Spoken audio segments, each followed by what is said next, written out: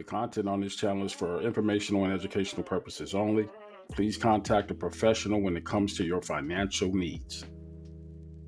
This is the December 14th crypto rundown. We're going to jump into that and the Fed cut that happened this week. Let's talk.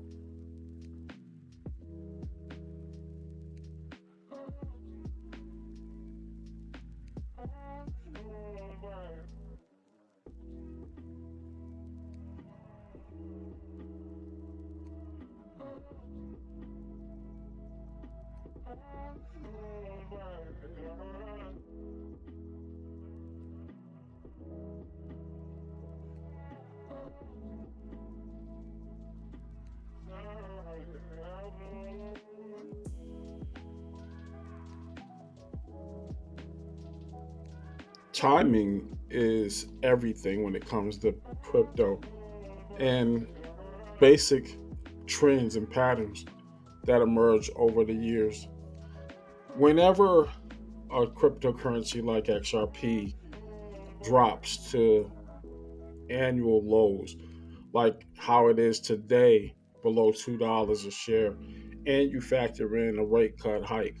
Rate cuts typically indicate that there's going to be some riskier investments uh, going into assets like crypto.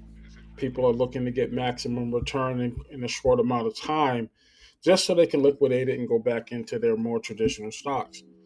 I think that's what's happening here. Patterns tend to indicate whether this is real or imagined.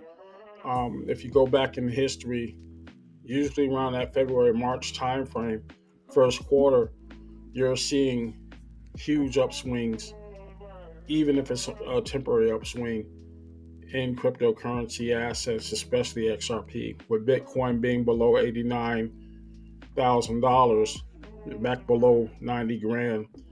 I'm looking for a rally. Probably won't be in the next few years, but this is just me and my thinking. But I am really looking at XRP as a whole. Now, the Fed rate hike is supposed to have an effect on things like job creation. It's supposed to encourage companies to hire more. It's not. We're facing other constraints when it comes to labor in the United States. Things like AI, for example. A lot of jobs, especially in the tech industry, are related to advancements in AI. People are just not needed for those roles anymore.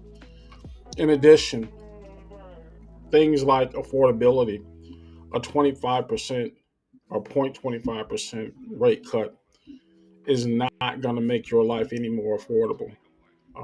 It doesn't create new houses. And one of the things that Jerome Powell said when announcing that rate hike, it doesn't necessarily mean that banks are going to start lending again or people are going to start borrowing because of the economic reality of what is this economy right now. And additionally, the problem, as far as he's concerned, is not merely just the inaffordability of it, it's also inventory. We don't have enough houses in the areas there where people want to live. Now, granted, you can look around and start seeing the handwriting on the wall. Home sales have slowed drastically. And meanwhile, cities and municipalities are still holding on to those tax rates that they're charging homeowners, as if the value of these homes and these properties are not dropping along with the prices of these home sales. It's just a kind of a wait and see, and things are going to catch you off guard. Now, if you follow all that, there's definitely some money to be made in these different areas, but you're going to have to learn how to read the tea leaves for yourselves. I am going to keep my eyes peeled on what crypto is doing because that is a short term uh, asset class for me. It is one of those things where we can invest in quickly and easily. Make sure you are set up to do your limit purchases so that when these things happen, you're not caught flat footed. Have those automated purchases set up so you can take advantage of them rather quickly. Let me know what you thought in the comments and underneath the description of this video, and I will talk to you later.